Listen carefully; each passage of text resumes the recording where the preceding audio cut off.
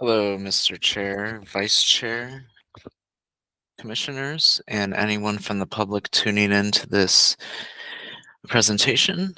My name is Daniel Hauk, Associate Planner with the city, and I'll be presenting on the Mr. Carwash project. Planning and zoning permit number 23-500-01, special use permit.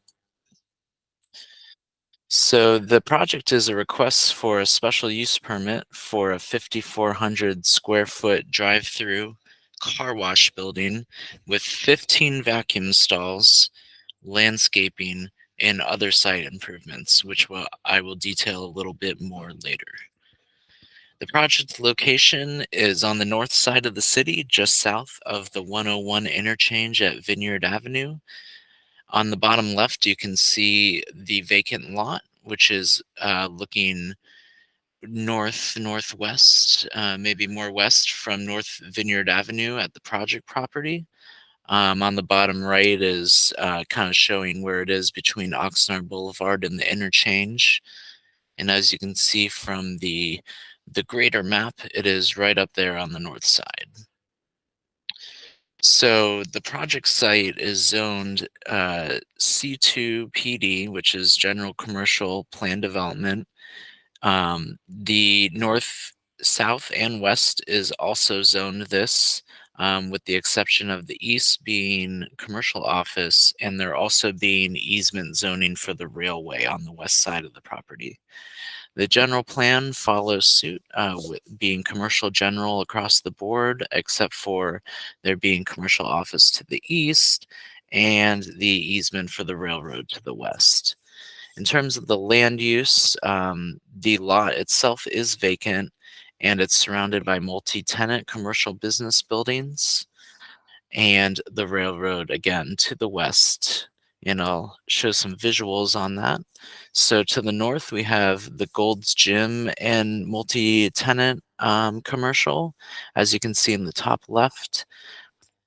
On the top right, we have the west side, which is the rear of the lot, where the railroad is, and behind that is the approved U-Haul project. On the bottom left, we have the other multi-tenant commercial to the south. And on the bottom right, we have what is across the street, across Vineyard Avenue, the commercial office area, just south of the interchange. So I have the zoning maps here to just further demonstrate the chart. On the left, again, we have the general plan, which is commercial general, and on the right, we have uh, commercial general for the zoning designation. So background on the property was previously developed with three commercial buildings, which were all approved for demolition with a building permit in 2009. You can see the visual I included at the bottom of the slide, the three buildings going across the lot. There has been multiple entitlements within the last decade for both for retail commercial buildings. They were both approved. However, neither one has been built. And we got this SUP last year in 2023 for the car wash. The vacant parcel, though, has been most recently used as a seasonal Christmas tree lot for multiple years through approved temporary use permits. So the proposed project it's a roughly 132-foot automated drive-through tunnel, as you can see in the middle top of the site plan there. Just immediately south of the tunnel, along the wall, is a few offices, bathrooms, um, and storage. Um, if you go further south, you of course have the access way that connects from East Vineyard and loops around into the back of the tunnel.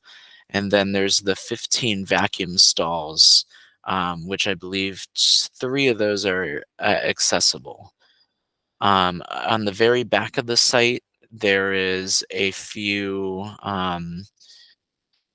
there's a few small structures that would host I believe, a person or some automated ticket that you would collect from before arriving in the tunnel. There is three of those, and then in the very back, you have three lots there behind the two trees at the top, and across the access way, there is a three-bin trash enclosure.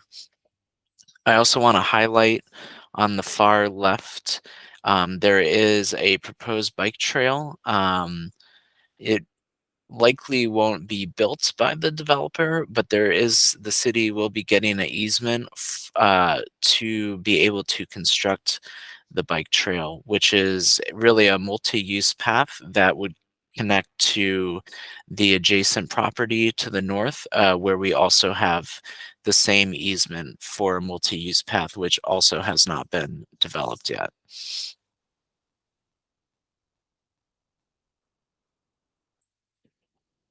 Um, Let me go back. So I just want to highlight on this first site plan here, because it coordinates with the conditions I'll be speaking of later. We do have landscaping along the front there. As you can see, we have about four trees at the top, and two in the bottom part. There is a condition um, that will essentially require there be a 3-foot screen, that could be either through a 3-foot decorative wall or through a 3-foot landscaped berm. Of course, with the landscaping of the bushes and the trees that you see there, and that would be to screen the tunnel and to screen the vacuum stalls from Vineyard Avenue, which is a designated scenic road. So here we have the site plan, and there's not really too much more to highlight here. On the west side of the vacuum stalls, you can see better that there is a like a little vacuum enclosure that'll screen the equipment.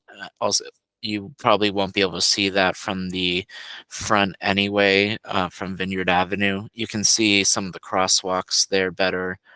There is accessible pathways throughout the property, even going back to the trash enclosure. And you can also see that the trash enclosure back there is also going to be screened due to being in the rear of the property and behind the building itself.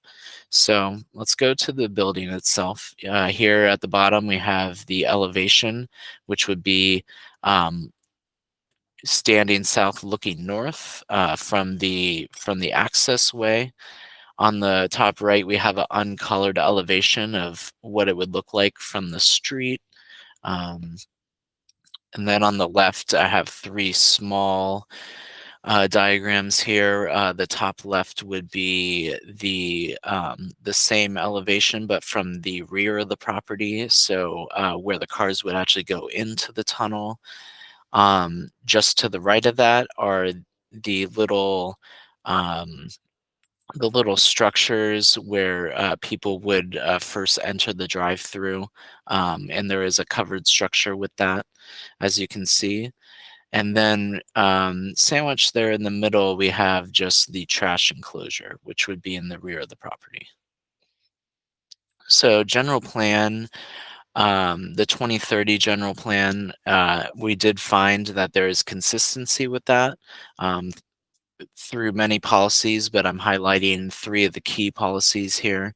One would be the limited development policy, which is to continue to limit development to those areas that can be served by existing planned utilities, transportation, and service systems.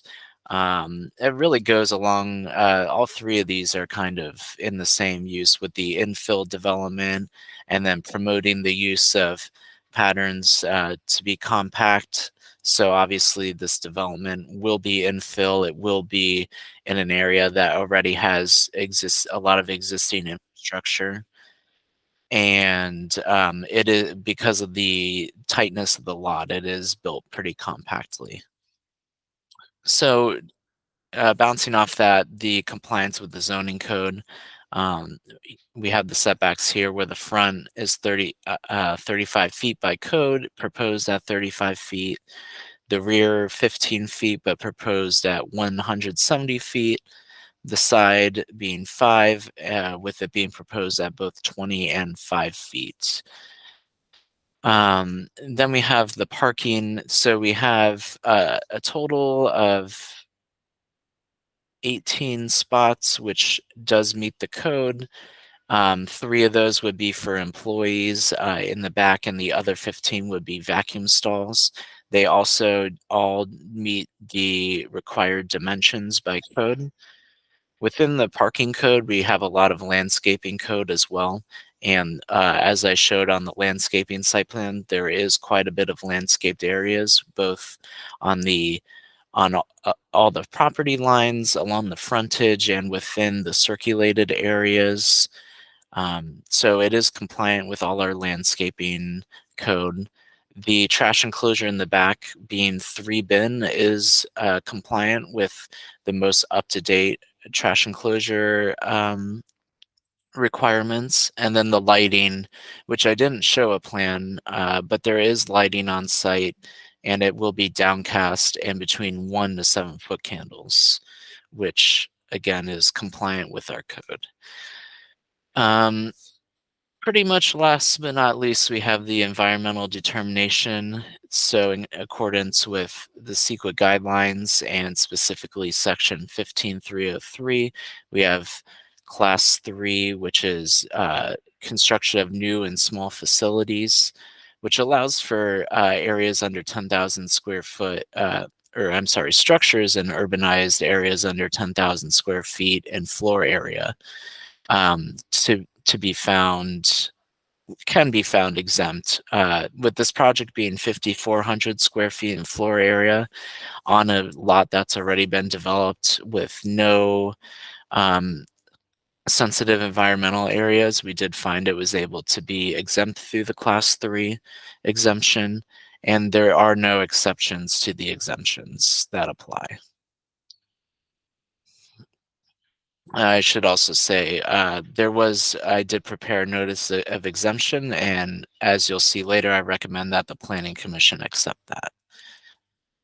So the hearing was noticed both through newspaper, on-site posting, and actually mailed to the property owners within 300 feet. To date, no public comment has been submitted in support or opposition of the project. Um,